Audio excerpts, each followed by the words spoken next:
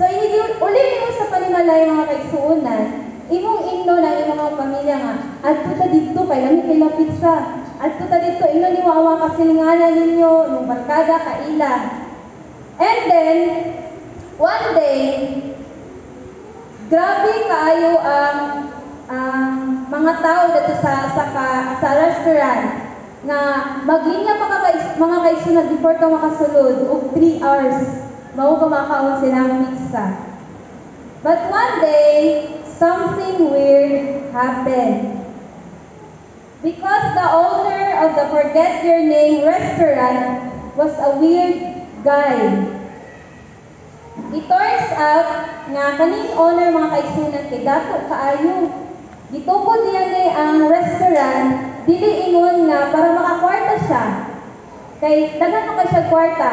Gitukod niya ning restaurant kay malipay siya makita sa mga tao nga makaon sa pizza.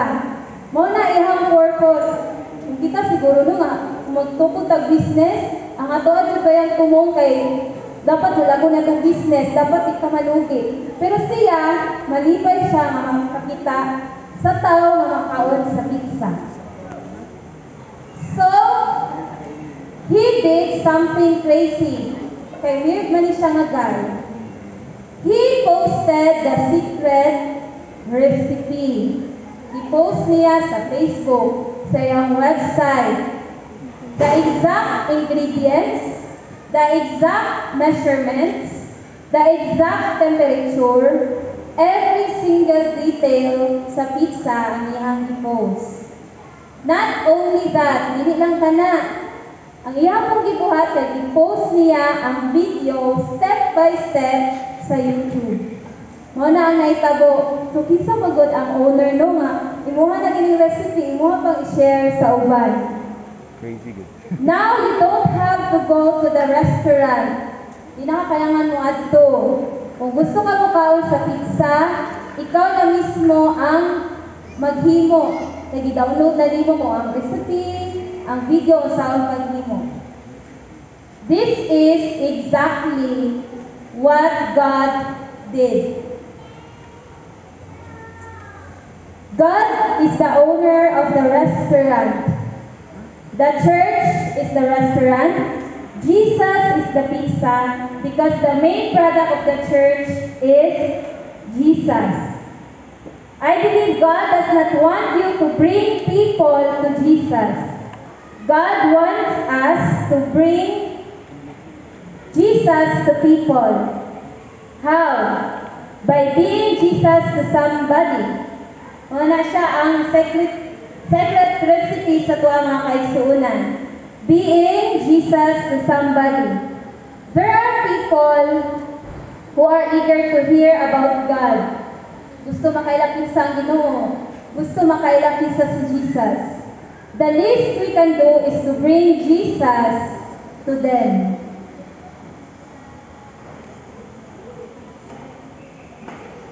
This is God's battle plan to conquer the hearts of humanity. People will get to know who God is not by going to church.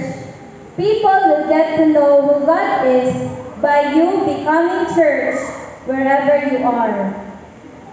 Wherever we are, mga kaigsuunan, always remember to be like Jesus.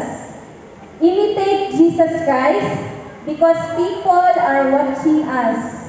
Whatever we do and whatever we say. Kay sama sa kong gingon mga kaigsuunan, gamay lang hipyat nga pulong atong magawa sa tubak ba, mao na nay mahinumduman. Ang kamaayo nga atong nabuhat, dili na mahinumduman sa tao, ang sayop lang.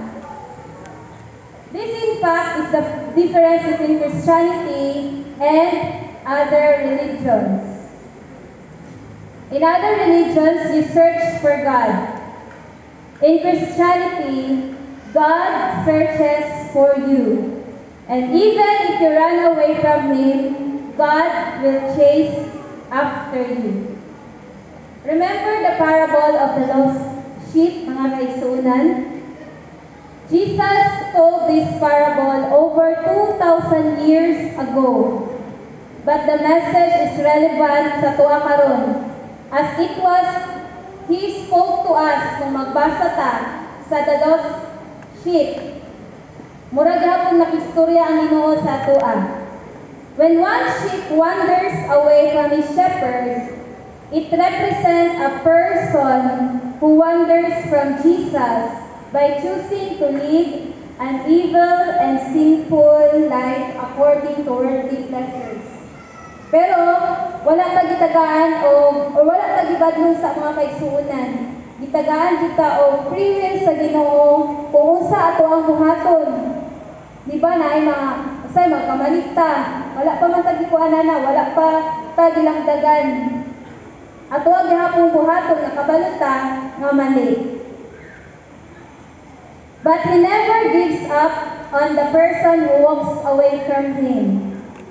No matter how many others He has by His side, He still loves and misses and wants the lost one to return. Ang mensahe sa the parable of the lost sheep is very clear. God's will is to bring all sinners home to Him. That includes you. He loves you, you matter to Him, every last person matters to Him. There are 7.9 billion people around the planet. Last January 2022, according to UN. So these 7.9 people will follow Jesus. Mao ni ayang gusto sa Ginoo. 7.9 billion people, dili kay 7.9 billion minus 1. Ang gusto sa Ginoo kitang tanan. He will go after that one until all His children are home. So, if you are lost, pangitaon kita sa Ginoo mga kaigsuonan aron maibalik ta sa iyaha. In other religions, God is only King. But in Christianity, God is King, yes, but a king who lays down his crown, leaves his throne, and becomes a servant who washes the feet of his disciples. He's a king who is madly in love, head over heels, hopelessly smitten, die-hard suitor who will not stop at anything unless he gets you. So let me say it again. Your mission is to bring people to Jesus. It's not to bring people to Jesus. Your mission is to bring Jesus to people. And you do that by being Jesus to somebody. You can go where I cannot go. If you want to change the world, it won't happen by proliferation or accumulation of pastors or preachers. It will only happen by a proliferation of ordinary people like you, who become Jesus to somebody. So being Jesus to somebody kay dili lang ni siya bulungaton sa mga pastors. Pastors cannot be in your kitchen. So dili pwede na si Pastor Fortis na sa tong kusina. Dili pwede na sa tuang mga anak, sa kids. Listening to their dreams, affirming their worth, encouraging them to risk, and accepting their wounds. But the pastors cannot be there. But you can, as member of your family. There are some parents who think pastors can do that for them. Na, si pastor ni bahala ni kong anak, kaya sitang badlunguna. Ay, si pastor na ang ato dito, kaya dili ko kaya, dili ako kabalo. They want the pastors to be their miracle man. One time, nag-scroll ko sa Facebook before ko matulog. And then, ako nakita na video. It's all about one of the messages of Bo Sanchez sa video. My parents nag-ask, Brother Bo, Can you talk some sense to my teenage son?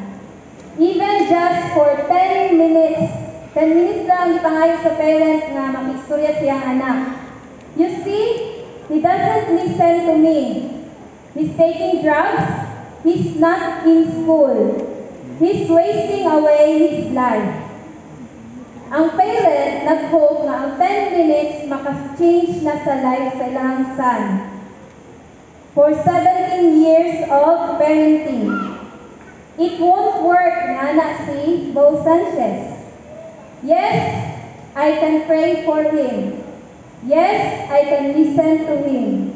Yes, I can be Jesus to that boy for 10 minutes only. But only the parent can be Jesus to him every day. Walay lain nga kung naay problema ang mga anak, ang ginikanan radyod ang makaatiman sa ilaha. Ang ginikanan radyod ang makahatag sa ilaha o words of encouragement. Pastors cannot be in your office, supermarket, classroom, mall, farm, factory, ship, house. Only you can be Jesus to those people every day. This is God's ultimate master plan. This is the kingdom. This is how the kingdom will be built. You becoming Jesus to Him.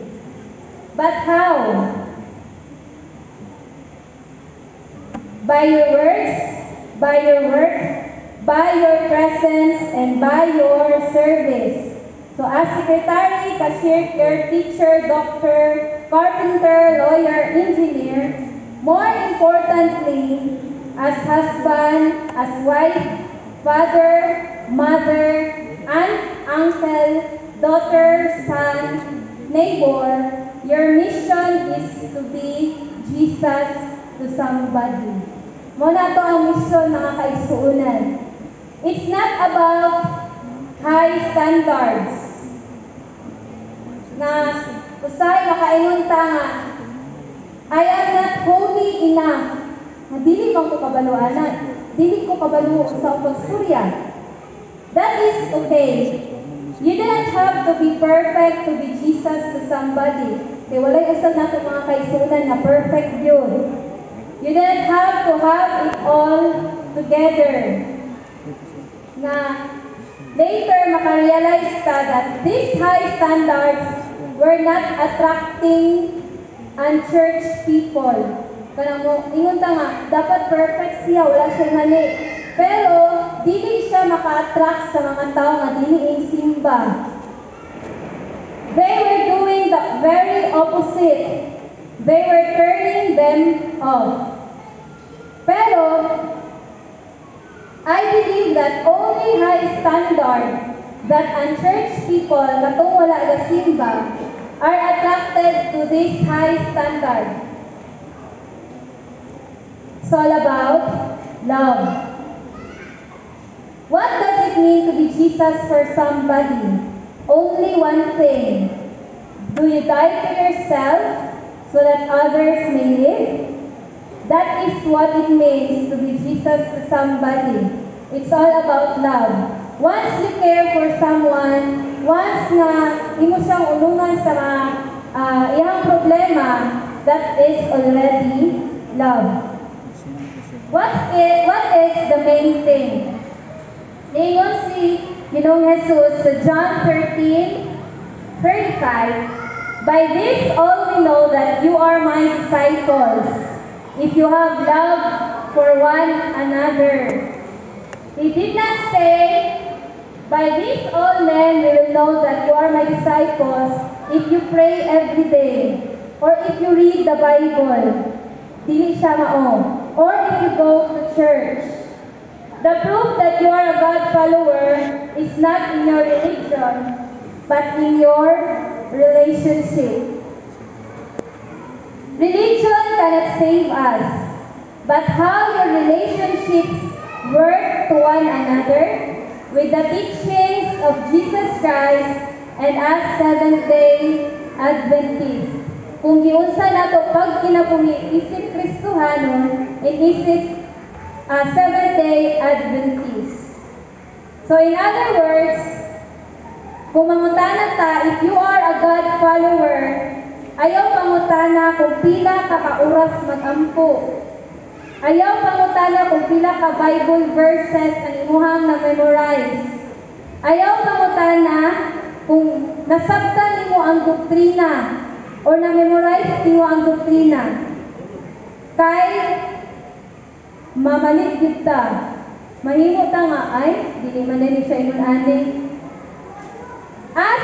Instead, ask your wife, is your husband Jesus to you? Ask your kids, is your daddy Jesus to you? Ask your mother, is your son or daughter Jesus to you? Ask your neighbor, is your neighbor Jesus to you? Ask your employees, is your boss Jesus to you? John Maxwell said, be disturbed if the people who love you the most are the people who know you the least. Kanang palangga kayo nimo pero gamay ra di ay imuhang naibalaan sa iyaha. The proof that you are a God follower is not in your religion, but in your relationship sa imuhang kaigsuunan, sa imong silingan, sa imong pamilya. The opposite is dangerous.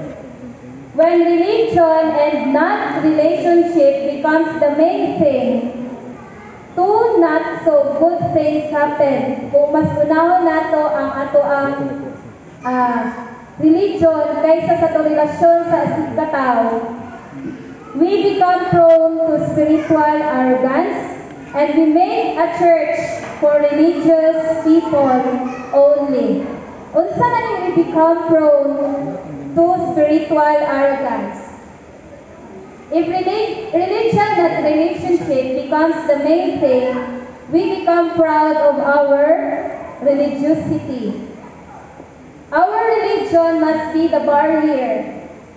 We look down at others, kanang atong ilukta ng ubang tao, kay dili siya moangko. We look down at others, kay dili siya magbasa og Bible. Or we do not attend Sabbath. Or we do not sing our songs. Or who do not wear our clothes. Do not look at people. Ayaw tanawa ang tao. Focus ourselves to Jesus. Because of this unchurched people or person ask a very penetrating question. Kung makapangutana siya, do I really want to become like you? Arrogant and condescending? Kanang labi lang ng mga tao nga nagsimba, sa dili ko gusto nga mahimong arrogante para sa imuha. Muna ko ito po mga kaisuunan, if we look down to others. Nabaptize ko last November 28 and then 2020. And then si Sir Bernie, nag-chat ako January 7 nakabalo siya na hiyon ako Seventh-day Adventist through Ma'am Gian. Si Ma'am Gian daw na-ingon sa iya ha. Then din ako may makalimtan ang ginaingon ni Sir Bernie nga. Bernie madasigon. Ug ayaw jud tan-aw sa tao kay mga bandog jud ka, mahunong jud ka sa imong pagpangalagad. So, mo na atong ibuhaton mga kaigsuonan. Do not look at people. Focus yourself to Jesus. Kay bisan mag-look down ta sa ubang tao, dili man nato na choice. Iyahan ng personal choice. What is the least we can do is to pray for that person. Kung may salaag man, wala siya tumabuhat. Atuwa siyang iapil sa tuang pag-amko. Something else happens when we make religion, not relationship, the main thing of Christianity. We make the church for religious people only. Sakit kay paminawan kung mao ni ang mahitabo mga kaigsuonan. In other words, we become church for insiders. To be accepted in church, you have to behave in a particular way. Muni mo buhaton para accepted ka din sa church. You have to act in a particular decorum, speak in a particular language, dress in a particular style, or you will always feel like outsider. But if we make loving one another the main thing of Christianity, the church will be the safest place on earth. Kung ato ang i-accept tanan for all the wounded, for all the lost, the messed up, the struggling, and the sinner. No one of us here is already a saint or without sins.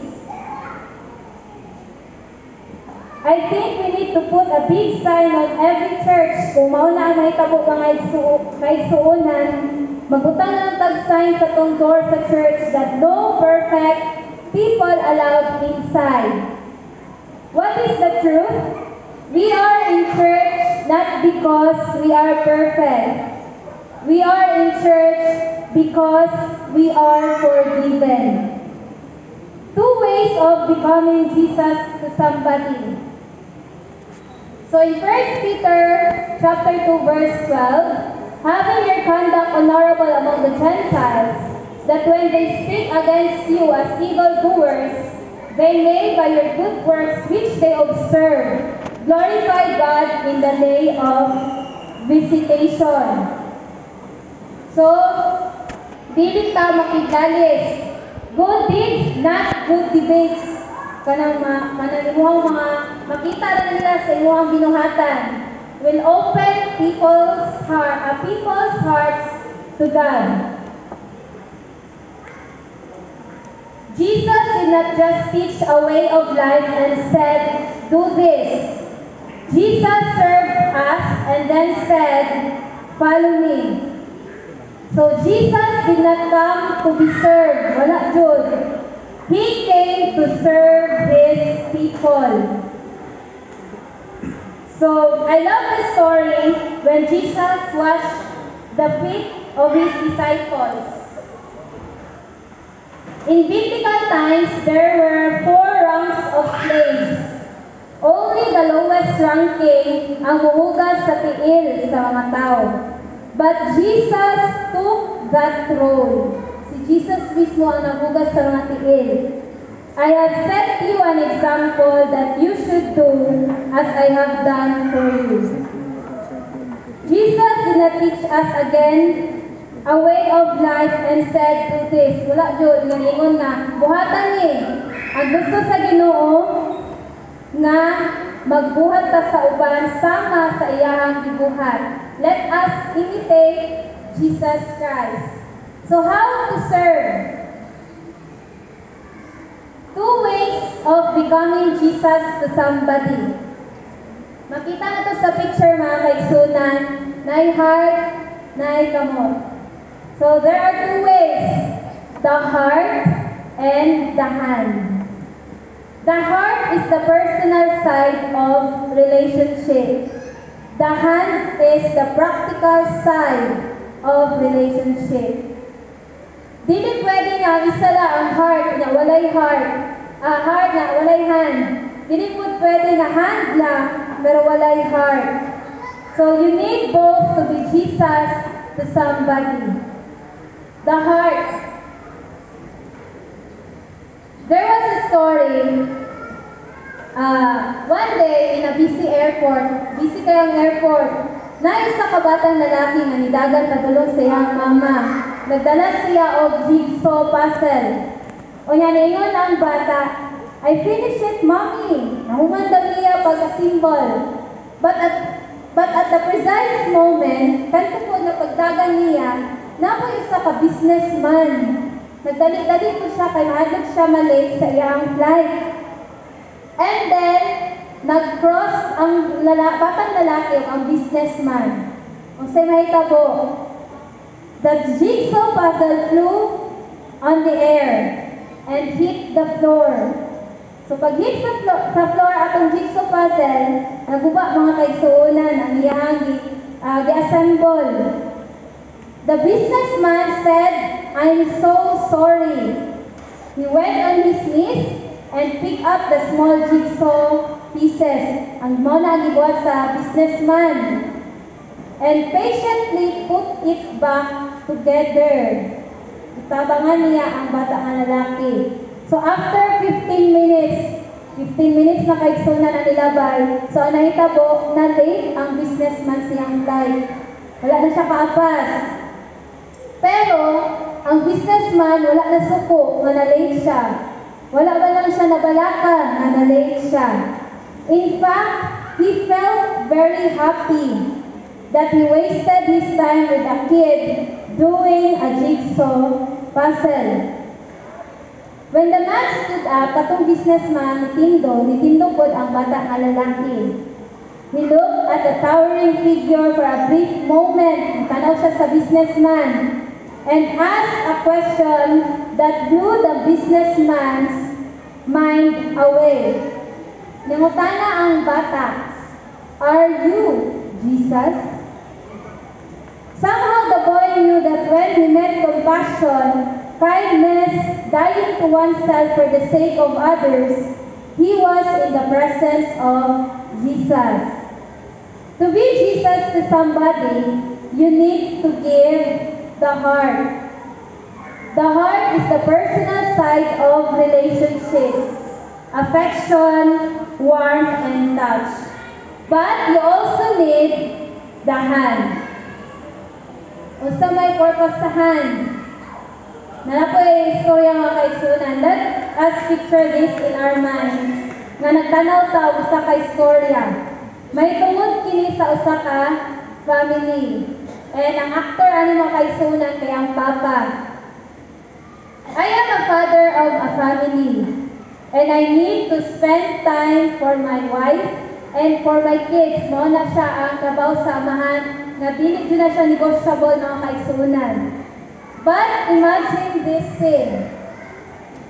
Usa ka buntag na mga kaigsunan, niingon ang asawa, "We have no food in the house anymore. Wala natin pagkaon. Pero I need to buy groceries. Gusto ko mamalit og groceries para natin makaon. Pero wala tay kwarta." Niingon ang asawa. Unya, nitubag ang husband mga kaigsunan. "What are you complaining about, sweetheart? Nga nag-complain man ka nga watay makaon. Nga naaraw ko permi diri sa balay. Spending time with you and the kids 24 hours a day and 7 days a week." Muna'y tubag sa amahan. Kung kamo ang maguna-una mga kaigsunan, tama ba ang tubag sa amahan? Anong magbagulbol man ka nga watay makaon? Nga naman ko diri sa balay. 24 hours a day and 7 days a week. So there is something wrong with the picture. Or there is something wrong sa tubag sa Father. To be Jesus to somebody, you need to give the hand too. The hand is the practical side of the relationship. Excellence, development, and achievement. A businessman, a carpenter, father, mother, son, daughter. Ato ang trabaho mga kaigsuunan, God calls us to be Jesus to somebody. How? To give heart and give hand. Be excellent in all that you do. That is the hand. But give your heart too. Do it with warmth, compassion, acceptance, and openness. I have a question here mga kaigsuunan. Who was Jesus to you? Kung ato ang taon ang atong kinabuhi, kinsa man si Ginoong Jesus sa tuang kinabuhi? Or someone becomes Jesus to you? Kinsa ang mga tao nga susama kang Ginoong Jesus sa imuhang kinabuhi? You came to know God's love because somebody loved you without condition. Personally, sa kuha mga kaigsuunan, I think of my father. He was far from perfect. He never expressed his love for me by hugging me or saying, "I love you" every day. Nilingon anak kong papa. but he spends time with me when I was a kid and provided our needs. My father was Jesus to me. I think of my mother. Again, she's got my many weaknesses. But mom loves me. At 52, she prays for me every single day. Inaampo ko sa kong inahan. When I'm going somewhere, kanalayo sa ilaha, kay manawag ko na siya. Walay adlaw nga di manawag. Makainumdum ko nga. Ato nang ato ni sa Kafuk, December 29, kusog kay hangin sa Kafuk. Anang alos malupad ang mga atop. Kaya grabe po katugnaw, alas 6 pa sa gabi Kaya ang crusade na tuwa kay Suna, nagsugod man kay 6 to 8 p.m. ang crusade. So, alas 6 sa mga Suna, nawag kay, nag-miss call ako inahan. Kaya wala akong kabantay, kaya ako sa sulod sa church. Dagan na ka siyang tawag, nanawag din siya mga kay Suna, di kusog daw kay hangin din sa Jigos. Amot na kung kusog ba dire, kaya dito sa Kafukod, kusog. O niya, ningon siya nga, kauli din ha. Kaulion ko niya mga kay Suna, ningon ko nga. Una-una ba nga, kaulion ko mama, yung mula tutulong kayong Kafuk, usak-usak yan. Yung baba pa, bukit ka, lasay ka sa gabi Nga, kung gitubag lang mga kaisunan, tanaw na nato ni Mama Ugma kung sa'y kuhan, muli ko. Sa mga to, naigon ko sa ilahan nga, muli ko kung sa'y kuhan ba sa kusog sa hangin. So my mother is, I know my mother is praying for me. And that gives me strength. So my mother is Jesus to me. Isa na siya sa kung mga ibang consider. I think of my siblings. So we are 4 in the family, ako ang siblings. So I think of them. They have weaknesses too. Napun sila yung mga kaluyahon. Kung ako ang isulti din mga kaisunan, medyo ubay-ubay dun ng mga kaluyahon. But they did something that astounds me no end. When I tell them my preposterous, out of this world, big audacious dreams, kay yan ang nga kuan mga kaisunan nga tao. So mag-share ko ana sila ka, ingana kung gusto ingana. They did not laugh, wala sila katawa nga, muingon nga, hindi man na naman kayo kung makapot pa natin na. They smiled, looked at me, gripped my hand and said, they will come true. So grabe ka, positive mga kaisunan. My siblings are Jesus to me. I think of my mentor. Mentor na ako mga kaisunan. I was not supposed to be what I am now. I doubted myself that I can do these things. Nga, dahan ko mga kaisunan, nga dili ko maayo ani, mahadlok ko. Ingon na ako ang perception sa akong kinabuhi. Gusto lang kong malinaw nga pagpuyo. But this mentor called me in his office. Tawag ko na siyang office. He said something that I will be handling this department. Na ikaw ang ma-assign ano nga department. Wala ko ito ba mga kaisunan na? Yes, mga nalay ko, wala mga kaisunan. Pila pa ka mga adlaw, simana, nilabay, bago ko ipatawag sa office. And then, I wanted to tell him before, gusto ko mangutana sa iyaha, are you sure you are talking to the right person? Tama ba mga kaisunan na? Mangutana ko niya, are you sure? Sure ka sir na ako yung mga gusto ibutang anang department? I am not good in speaking. Maulaw ko mga kaisunan. Mula na kong taman, sanay. Grabe na nagsingot mga kaisunan, basta mukistorya ko sa atubangan. Sabi na sa clients, sa parents, mahadlo ko anak. Kaya I'm not good in speaking mga kaisunan. Gusto na ako kay magsulat lang. Muna ako I do not know if I can do this paperwork. Mahuman ba na ako ni? But that mentor, he saw something in me that I did not see in myself. That mentor's perspective of me changed my life forever. So that mentor was Jesus to me. Let me ask you, Jesus to you, mga kaigsunan. Thank God for each one of them. Bisa na di mo sila mapasalamat, maingnan o pasalamat personally, pwede natin sila iampo, mga kaigsunan. Because that someone is Jesus to me. Or that someone is Jesus to your life. And every day, resolve to be Jesus to somebody. Ato ng kalingkamutan. You do not have to be perfect. Again, you do not have to be perfect. You just have to love them in your imperfect way.